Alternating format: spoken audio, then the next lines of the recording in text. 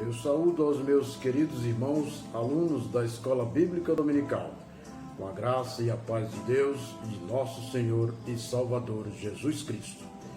Meus queridos irmãos, esta manhã nós estaremos estudando sobre o tema Orando pela Intervenção Divina.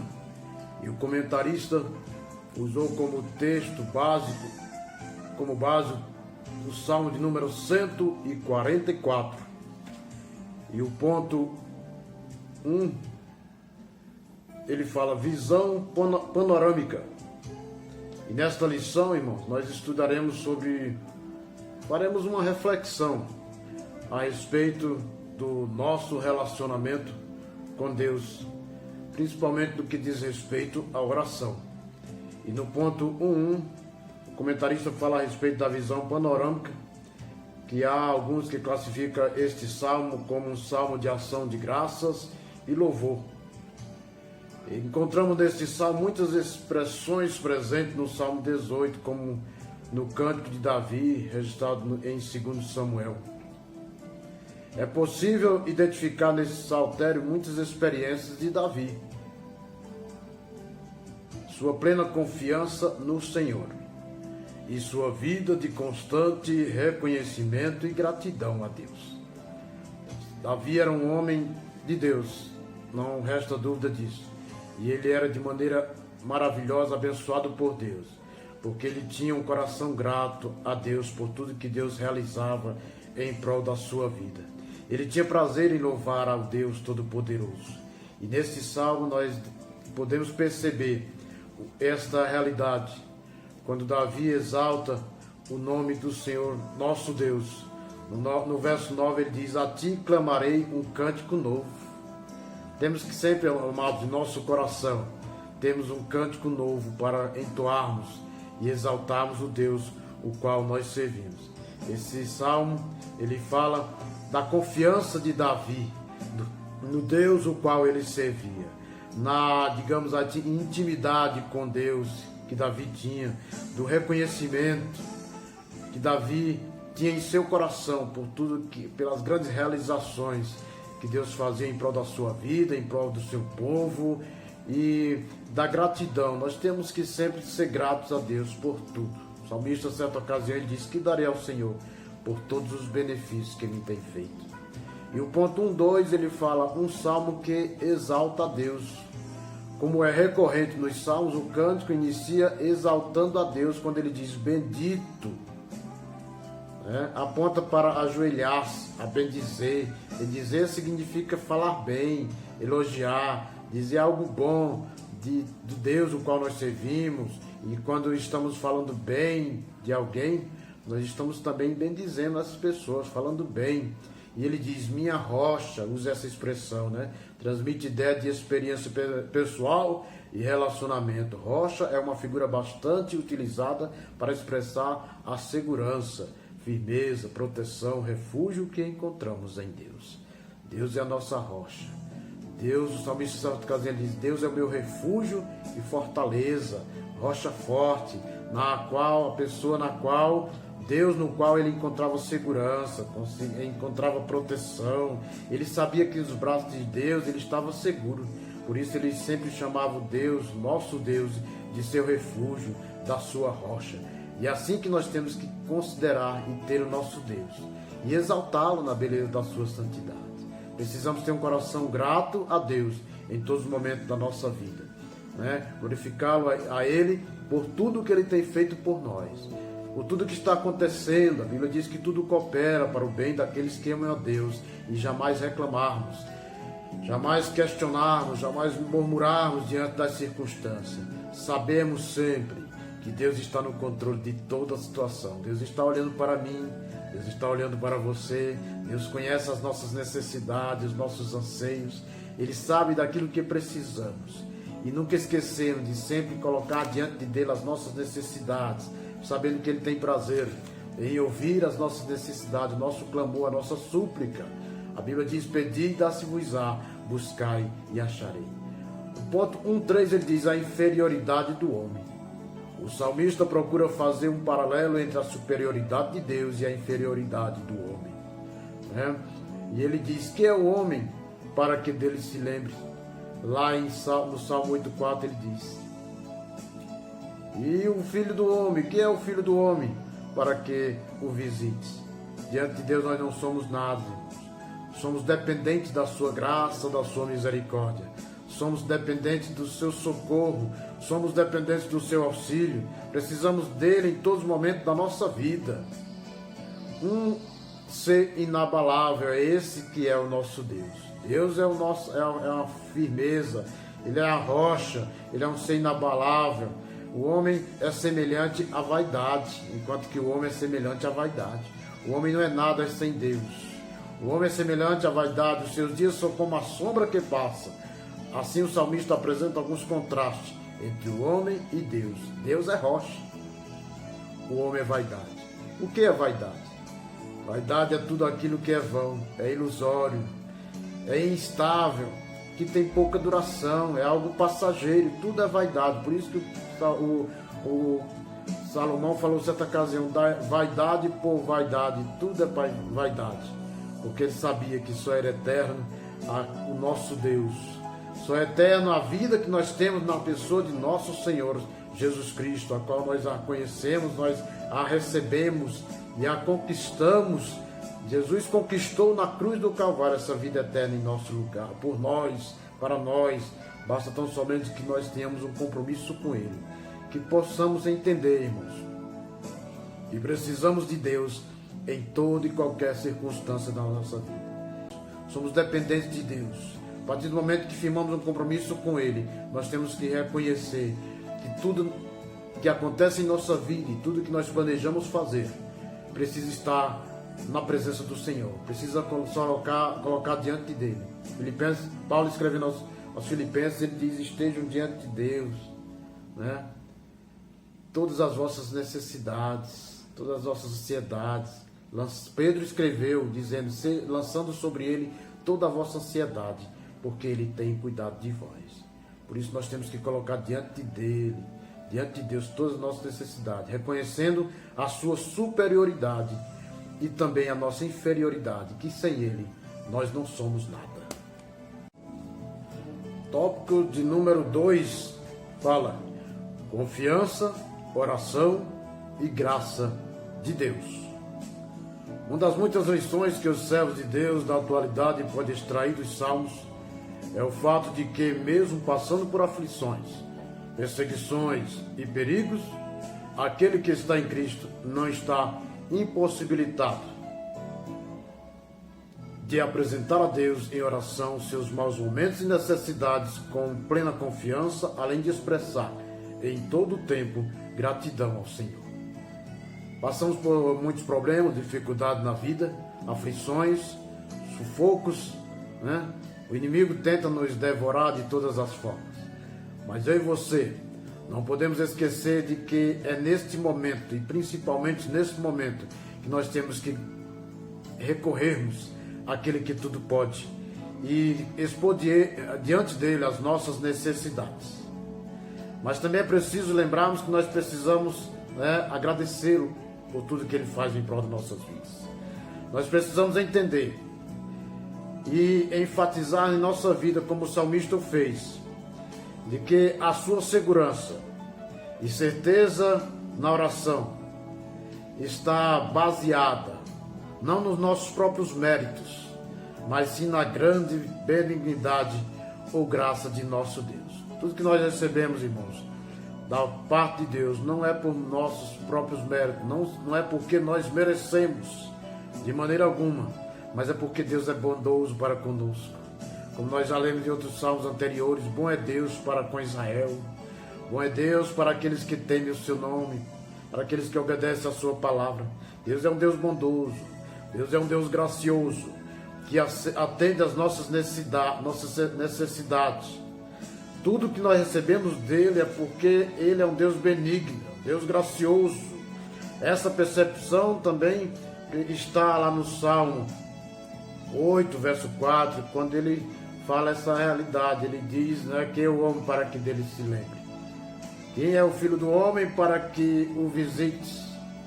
Deus não olha para nós e nos retribui baseado naquilo que nós merecemos, de forma alguma. Ele nos retribui, nos abençoa mediante a sua grande benignidade. Por isso é a graça de Deus que nos sustenta. Por isso que ele disse para Paulo: a minha graça te basta, Paulo. E porque o meu poder se aperfeiçoa na tua fraqueza. Né? Foi Deus que disse para Paulo: a minha graça te basta, porque o meu poder se aperfeiçoa na fraqueza. Quando estamos fracos, então é que somos fortes. Né? É diante da grandeza de Deus e santidade de Deus, né, que nós temos que estar firmados, ajoelhados, prostrados e o buscá-lo. Não podemos achar que mediante Deus ser santo é que nós não temos acesso a Ele. Não, temos sim, porque Jesus Cristo, através da sua morte, diz a Bíblia que o véu do templo foi rasgado. Nós temos acesso a Ele através da oração. No Novo Testamento, a palavra graça está ligada ao sacrifício vicário de Cristo. Gratuidade. Jesus se sacrificou em favor dos homens. Por isso que nós temos esse livre acesso ao trono da graça e podemos suplicar diante dele e expor diante dele todas as nossas necessidades. Deus é um Deus gracioso. O ponto 2.2 diz: oração pela presença de Deus. Temos que pedir a Deus que seja sempre presente em nossas vidas, que esteja sempre olhando para nós, dentro de nós, a nos ajudando, colocando seus anjos, como diz a palavra de Deus, ao nosso redor, nos protegendo, nos guardando. Ao clamar ao Deus que abaixasse os céus e descesse, ele quis dizer: Deus, faz-se presente. Quando ele diz abaixa os céus e desça, né? Ele quis dizer: Deus, esteja presente em nossas vidas, nos ajuda, como ele se fez presente em muitas situações com relação a Moisés, né, lá no deserto, desceu sobre o Monte Sinai, né, desceu para dar livramento. Quantas as vezes o Senhor não desceu, né, se fez presente diante do seu povo, socorrendo o seu povo, dando livramento. A grandeza de Deus, suas maravilhas, né, apesar de sua imensurável grandeza, contudo não está indiferente ao que passa na terra e está atento ao clamor dos que nele confiam e esperam. O salmista disse em certa ocasião: na minha angústia clamei ao Senhor, e ele se inclinou para mim e ouviu o meu clamor. O salmista tinha essa grande qualidade de entender, de saber que, apesar de ser um homem pecador, Deus estava sempre ouvindo a sua súplica. Deus se compadece dos seus filhos, meus queridos. Deus se compadece de mim, Deus se compadece de você. Ele não está alheio às tuas necessidades. Ele não está alheio às tuas carências, ao teu sofrimento, não. Ele está atento a tudo. A palavra de Deus diz: muitas são as aflições dos justos, mas Deus de todas os livra. Deus é um Deus que nos livre de todas as aflições. Ele se compadece de nós, Ele se faz presente, Ele estende a sua mão e nos abençoa. A sua grandeza, o seu grande amor, o seu poderio não impede de que Ele se compadeça das nossas fraquezas e nos abençoe, e nos ajude e atenda. O 2.3 diz: expressa confiança. A confiança do salmista é expressa logo no início, pois ele faz diversas afirmações e acrescenta: em quem eu confio. O salmista declarou: eu confio nesse Deus. Eu sei que Ele é um Deus poderoso e é nele que eu confio. Né? Crescer no conhecimento de Deus deve ser acompanhado de um aprofundamento na nossa confiança em Deus. Faz a diferença no enfrentamento das muitas adversidades. Irmãos, se você conhecer cada dia mais a Deus, você vai ter mais força para enfrentar as adversidades da vida. Mas você só pode conhecer lendo a sua palavra. E é o conhecimento que vai provocar em você e causar em você e gerar em você uma maior confiança nele. Conhecendo a Deus cada dia mais, que você vai aprender a confiar cada dia mais nele, no seu poder, no seu resgate, na sua capacidade de te ajudar, de te socorrer. Como disse Jó, certa ocasião, ele falou: eu sei em quem tenho crido, e por fim se levantará por mim. Paulo também disse: eu sei em quem tenho crido, e estou bem certo que é poderoso para guardar o meu tesouro até aquele dia final. Paulo tinha essa confiança, Jó também tinha essa confiança. E essa confiança nós também temos que ter, e temos que expressar essa confiança que temos nele, quando fecharmos nossos olhos, quando dobrarmos nossos joelhos e orarmos ao Deus, ao nosso Senhor. Tópico de número 3. Intercessão pelo bem da família e sociedade. Após o salmista glorificar a Deus, exaltá-lo e reconhecer a sua soberania, o salmista também se preocupa em interceder a Deus, diante de Deus, pela família. Ele volta-se para interceder pela família. E também ele intercede pelo povo. 3:1 diz: filhos, plantas bem desenvolvidas na sua sociedade. É fundamental nos unirmos em oração pelos filhos, principalmente crianças, adolescentes e principalmente os jovens, né, que hoje em dia está totalmente sendo bombardeado por tudo que o inimigo, né, procura lançar para afastá-los do caminho do Senhor. Precisamos, irmãos, buscarmos a cada dia interceder pela nossa família. É evidente que dependemos do Senhor e do seu agir na vida de nossos filhos. Sim, nossos filhos precisam estar nas mãos do Senhor. Precisamos interceder por eles todos os momentos da nossa vida.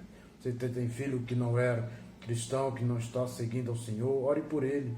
Você tem um esposo que ainda não está com o mesmo propósito que o seu, de glorificar e exaltá-lo ao Deus Todo-Poderoso, na beleza da sua santidade. Interceda, esteja sempre de joelho, dobrando, intercedendo por ele, para que Deus possa agir, abençoá-lo e trazer para junto de si, né, com o mesmo propósito que você tem de servir a esse Deus Todo-Poderoso. Mas é obrigação nossa, irmãos, colocarmos diante de Deus a nossa família. A família foi a primeira instituição criada por Deus. Se a família vai bem, tudo vai bem, a igreja vai bem, a sociedade vai bem. Por isso nós temos que interceder por ela, para que ela esteja sempre seguindo os parâmetros estabelecidos por Deus, na sua palavra, nos seus ensinamentos. Por isso que Satanás busca de todas as formas desestruturar a família, porque ele sabe que uma família bem ajustada é uma família abençoada. Estende-se também até a igreja, é uma igreja abençoada, é uma sociedade. Temos um conjunto de famílias que formam a sociedade, formamos assim uma sociedade abençoada por Deus. Por isso Satanás quer destruir. Filhos bem desenvolvidos são resultados de oração, ensino, exemplo, discipulado e disciplina. Nós temos que criar nossos filhos na disciplina do Senhor. Ensiná-los, orientá-los, mas ensinar no caminho que deve andar. Não o caminho, né? Andar com ele, viver aquilo que a palavra de Deus nos ensina, para que eles possam também se espelhar em nós e fazer aquilo que a Bíblia nos orienta, olhando para nós, que sejamos exemplos para os nossos filhos, para a nossa esposa, né? Para os nossos parentes, nossos pais, aqueles que estão sempre nos observando. Eles nos observam e querem ver em nós um exemplo de um verdadeiro cristão, que possamos ganhá-los, atraí-los para Deus através do nosso exemplo. 3:2 diz: filhos, filhas, pedras de esquina como colunas de um palácio. Né? As colunas, né, e pedras de esquinas têm diversos significados. Por exemplo, beleza, sustento, estabilidade e comunhão.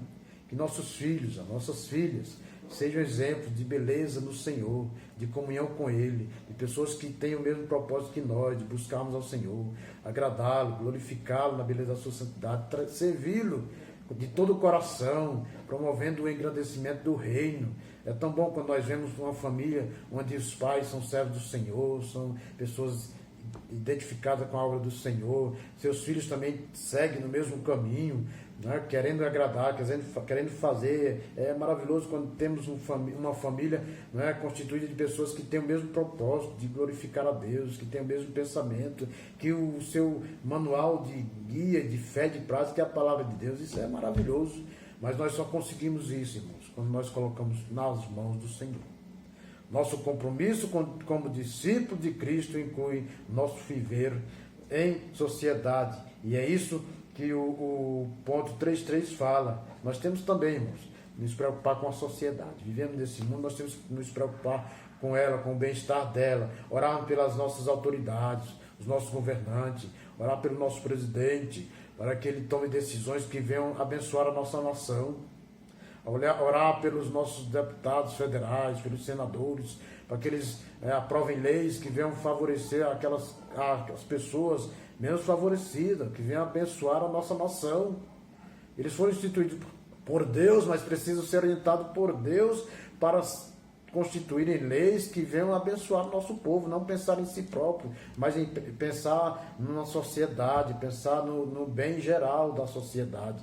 Mas nós temos que colocar diante de Deus as nossas autoridades. Não nos preocuparmos apenas com nós mesmos, não orarmos apenas pela nossa família, mas orarmos pela nossa sociedade, pelo nosso país. Porque no final do texto do livro, do Salmo 144, ele diz: bem-aventurado o povo a quem bem assim sucede. Ele diz: bem-aventurado é o povo cujo Deus é o Senhor.